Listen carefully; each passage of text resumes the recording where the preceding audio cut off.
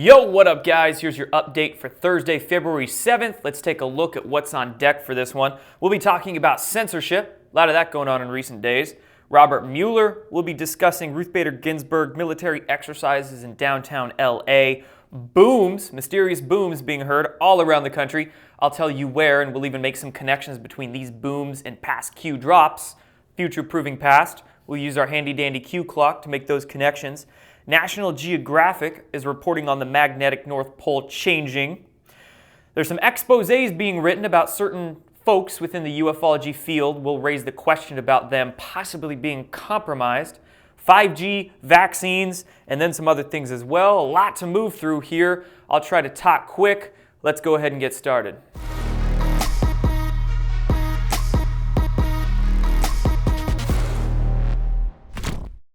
This show is brought to you by NOBLEGOLD Investments. NOBLEGOLD is an American business specializing in helping you invest your money in precious metals like gold, palladium, and silver. The prices of precious metals are rising, and rising fast. Gold recently hit 6-month highs, with palladium hitting all-time highs.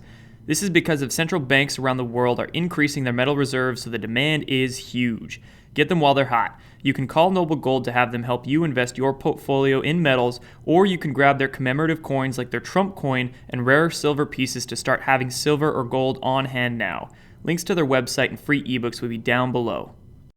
Alright guys, so first of all, let's discuss censorship. Number one, I've seen Twitter suspend a lot of accounts in recent days. Be very careful if you're a tweeter. And second of all, let's talk Dylan Monroe. So Dylan Monroe is the creator of the Deep State Mapping Project. You might have seen one of his posters behind me in previous videos. It's the blue one. Shopify is the website that he was using to sell his posters. And Shopify the other day went and terminated his account with zero explanation, and he hasn't been able to budge them at all. So his Shopify account is done. They still have his URL. He's having a difficult time even getting his URL back from Shopify. So I'm going to go ahead and post Dylan Monroe's personal website down below, where you can follow what's latest with him now that his deepstatemappingproject.com has been cut. And it's crazy. I mean, how coincidental was it that Dylan Monroe was featured on the Edge of Wonder YouTube channel just a few days ago? That video got, hundreds of thousands of views in just a few days, and then Shopify went and terminated his website. You know, his map has been featured on the Washington Post, it was featured on Comedy Central, and it was featured in a lot of different places. They were all, of course, trying to discredit it, attack it. So, again, how coincidental was it that that Edge of Wonder interview came out with Dylan Monroe and his website down? Over the target, right? Moving on, let's talk about Robert Mueller. A couple of articles coming out in the last couple of days about him. The first one comes by way of John Solomon contributing to thehill.com. Now, if you've been following Q has let us know that John Solomon is a trustworthy source, so when he puts out an article, I read it, I'll report on it. And in this article that he wrote for The Hill that came out yesterday, it says here, Mueller hauled before secret FISA court to address FBI abuses in 2002, Congress told. Let's read the first couple of lines here for the background. Robert Mueller, the former FBI director and current special prosecutor in the Russia case, once was hauled before the nation's secret intelligence court to address a large number of instances in which the FBI cheated on sensitive surveillance warrants, according to evidence gathered by congressional investigators. For most of the past 16 years, Mueller's closed-door encounter escaped public notice because of the secrecy of the Foreign Intelligence Surveillance Court, the FISC. But thanks to recent testimony from a former FBI lawyer, we now have a rare window into documented abuses of FISA warrants and how the courts handled the matter. Wow, so this is an in-depth article by John Solomon detailing how Robert Mueller in 2002, 16 years ago, Mueller talked to the FISC, the court that handles the FISA warrants, about FBI cheating on warrants. Holy crap, 16 years ago? So this goes to show you that the FBI has been dirty for a long, long time. Top levels of the FBI. Mueller basically admitting that 16 years ago, and I'm sure far before that, the FBI was cheating on their warrants to wiretap and surveil Americans illegally. And not just that, but we have another article, another piece of news coming out about Mueller. Right here, I'm going to use the Zero Hedge article on it, saying Senate investigating Mueller FBI's prosecution of Orgy Island billionaire Jeffrey Epstein. So this is basically talking about how there's been an investigation opened. A probe was opened in response to a request lodged by Senator Ben Sasse, a Nebraska Republican and member of the Senate Judiciary Committee, who raised questions about the case after reading the Miami Herald story about basically how Department of Justice attorneys worked with Jeffrey Epstein's defense attorneys to cut a lenient plea deal for Epstein back in 2008. So that Miami Herald expose came out a couple of years ago. A couple of months ago. It was the end of November 2018 when the Miami Herald put out that particular story. And it looks like that Senator Ben Sasse read that and was like, let's open a probe. Let's find out what the heck went on. Why did the Department of Justice cut a lenient plea deal, such a lenient plea deal for Jeffrey Epstein? He only served 13 months in prison, Epstein did. And this was for soliciting underage women for prostitution, charges of sex trafficking. I mean, stuff that should have put him behind bars for a lot longer than that, okay? It was Mueller's FBI. This was back in 2008 when Mueller was the head of the FBI then. Mueller's FBI that was handling much of those investigations. So we have multiple pieces of news coming out about Mueller being a dirty cop long time ago and the FBI being completely corrupted, right? So this is the way I see it, you guys. And this delves into my theory and some other people's out there's theory about what Mueller's angle is with all of this, okay? If we look to what Q has said recently, Mueller is working to save himself. And there's a lot of pieces of evidence, a lot of dots we can connect here to show that Mueller might very well be working for the White Hats, working for the alliance, for the Trump administration. Now, if we are going to posit that, we'll then have to reverse engineer what the heck's going on with him. I think what's happening is that Mueller did do dirty stuff in the past. So what he's doing now is, as Q suggested, trying to save himself. And what he's doing to try and save himself is essentially being the public fall guy. That's the optics that Mueller is doing here. What he's doing is openly showing that the FBI has been corrupted at the top levels for a long time. And not just that, but Mueller's being the fall guy to show that the whole Russia investigation is a sham. So since the Russia investigation is close to being concluded, this is why I think we're seeing a lot of news stories like this, like Mueller being hauled before the Foreign Intelligence Court a long time ago, like Mueller's FBI essentially botching Jeffrey Epstein's investigation about 10 years ago. That's why I think we're seeing news stories come out right now about things like this, is because that Russia investigation's concluding. They need to basically, by they I mean the Trump administration, the white hats behind the scenes, they need to show as openly as they can the Russia investigation is a sham, the FBI has been corrupted, and Mueller is, I think, just trying to save himself. He is being that fall guy that's saying, all right, I'll try to make amends here and be that person that you can just light up in the media and show how corrupted everything is. Okay, so that's what I think is going on with Mueller. Let's move on to Ruth Bader Ginsburg. The Washington Post putting out this in recent days, I think just yesterday, saying conspiracy theorists are saying RBG is dead. She's not. Now, the Washington Post is probably the easiest media outlet to openly show misinformation, disinformation, terrible propaganda with, because of course the Washington Post basically owned and operated by the CIA on behalf of Amazon. Washington Post is putting out the worst propaganda ever, all the time. And here they're saying, RBG is not dead. Well, prove it. What's funny is that in the mainstream media, they try to typically discredit, quote, conspiracy theorists by saying that we don't have evidence. You guys don't have any evidence for your claims, blah, blah, blah, crazy conspiracy theorists. But now they're claiming this, that RBG isn't dead, without evidence. Tables have turned here, you see? Just come on, if Ruth Bader Ginsburg was seen in public Monday, as they claim, just one simple photograph, one simple 5-second video. I mean, everybody has a freaking cell phone in their pockets these days, right? Easy to get a photograph if she was actually seen in public. And not just that, but Ruth Bader Ginsburg is dead. She's not. Okay, well, maybe she's not dead.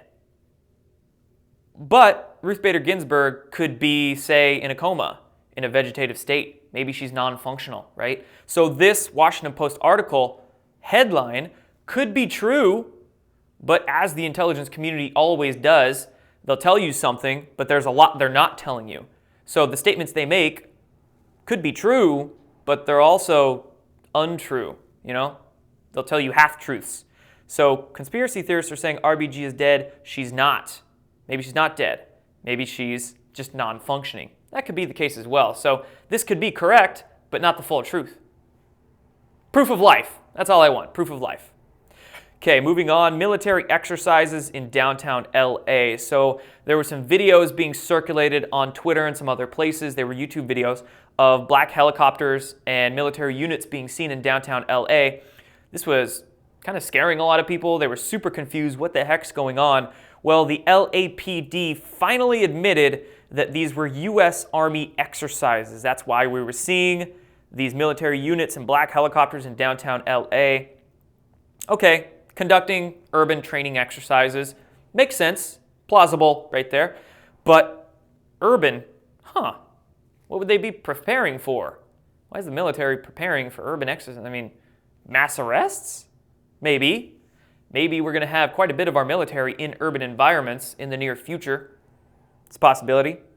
And what also I think about this is just funny to me. This probably scared the shit out of some people in Hollywood, seeing a bunch of military helicopters going overhead. They have no idea what's going on. There's a lot of bad actors in LA that were probably scared as hell seeing this happen. But, urban training exercises the military is conducting. I think very soon we're going to see some military exercises in urban areas that aren't for training. So we'll see. We'll see if and when that happens. Now let's talk about those booms. So booms being heard all around the country in the last few days. Reports of mysterious booms in the Tucson area in Arizona.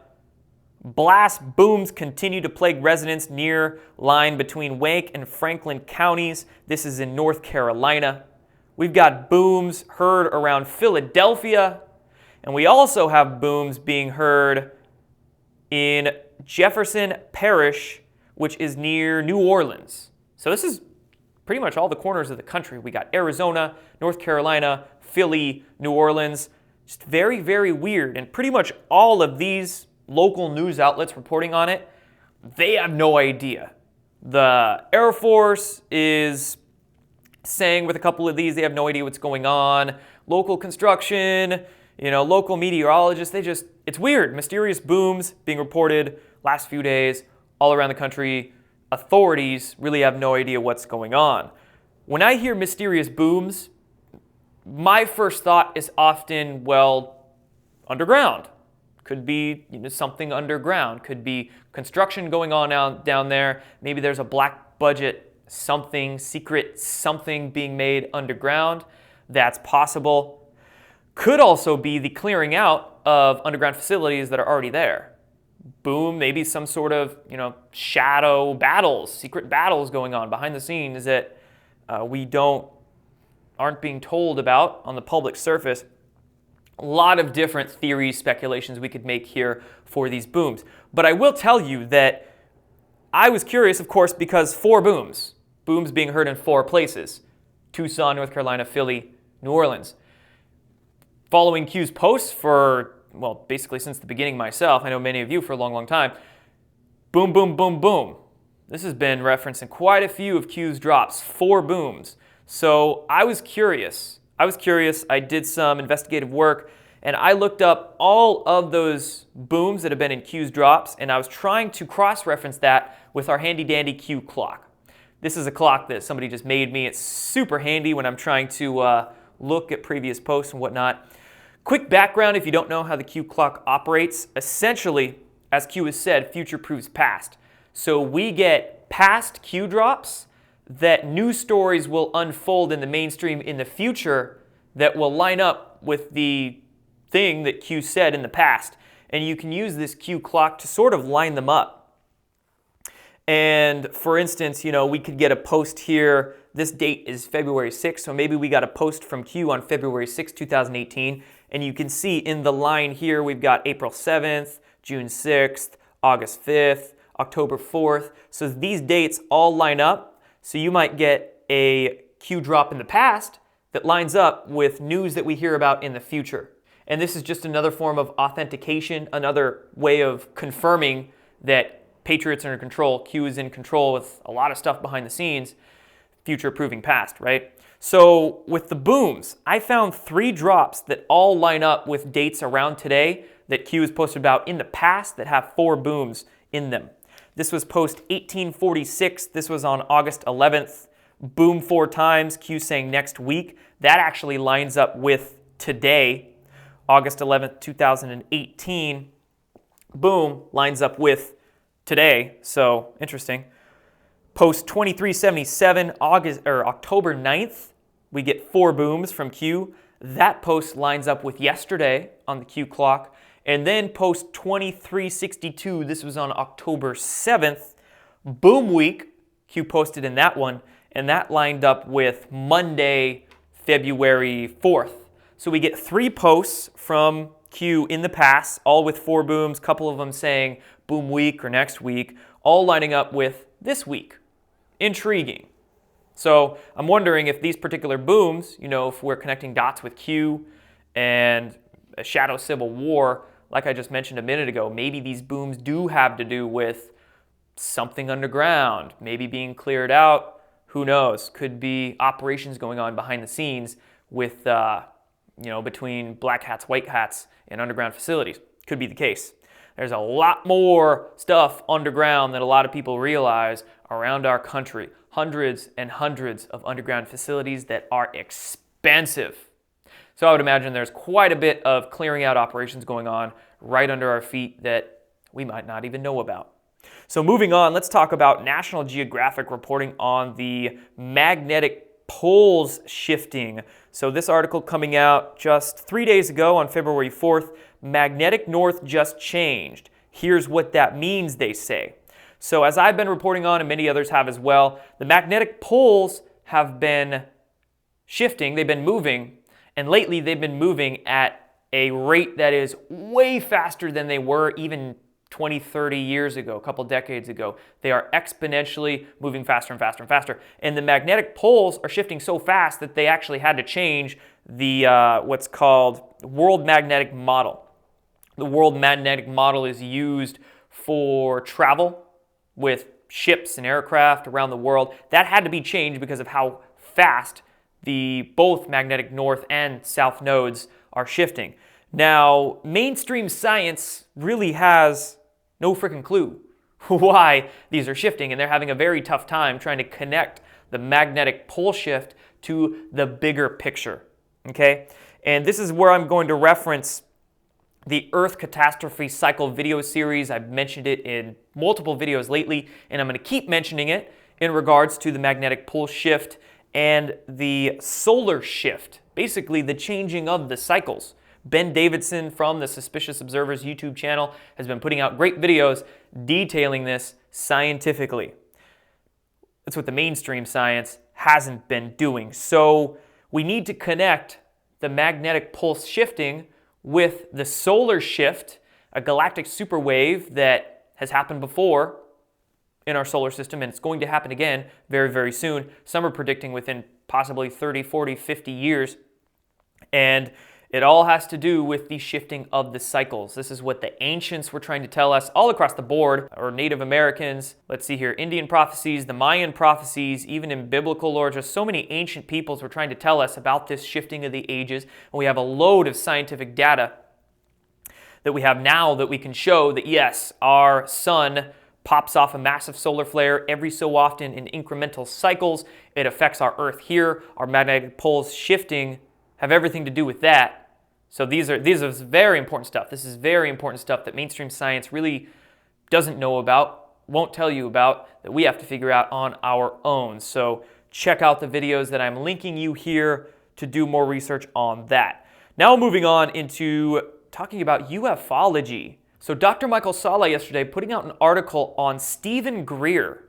And I'm going to read the first line here. It says, Dr. Stephen Greer, a leading figure in the UFO disclosure movement, has just proposed an audacious idea concerning official disclosure of ET life. In the February 5th installment of Gaia TV's Disclosure series, Greer was interviewed on the topic of the architecture of secrecy and explained his view about how official disclosure should be handled. He asserted his controversial idea that continued secrecy is better than any disclosure scenario that depicts extraterrestrials as in any way constituting a threat. So this is very odd. First thing that's odd to me is that Stephen Greer is appearing on Gaia. That's odd in the first place because Greer has raised issues about Gaia in the past, and now he's appearing on Gaia. That's just kind of odd. And not only that, but Greer has put out views about ETs that I find very wrong, quite frankly. He spouts the idea that all ETs are good. There's no such thing as bad ETs out there. And apparently Greer is saying that he supports a limited disclosure, still keeping things secret if the information that's presented goes against his particular views. That's what Dr. Salla is detailing in this article, how Greer is ignoring evidence. He's literally ignoring evidence, and he is supporting a limited disclosure. So Dr. Salla is positing in this article that Dr. Stephen Greer could be compromised. I think that could be the case. Either Greer has some particular agendas or could be compromised. I personally think there's a lot of folks, more than you probably want to think, in the ufology realm that are either have some sort of malicious agenda or compromised, okay? And that's just going to be more and more evident as we proceed. And not just that, but something that is very important to mention here, not just in terms of Greer and the Disclosure Project, but information outlets in general. You know, you have to separate the information that you gain from the outlet from your attachment to the individual or the organization itself. You know, I've learned a lot of stuff from the Disclosure Project, for instance, but that doesn't mean that I'm not going to think that Greer could be compromised. You know, don't let your attachments to the organization fool you out of critical thinking. Same could be said for InfoWars, right? Some people have learned a lot from InfoWars in the past, and then they get this attachment to InfoWars and think that, oh, InfoWars can't be compromised because I've learned a lot from them. Well, you can learn information from any sort of sources. You know, you can learn a lot of stuff that InfoWars says from places that's not InfoWars.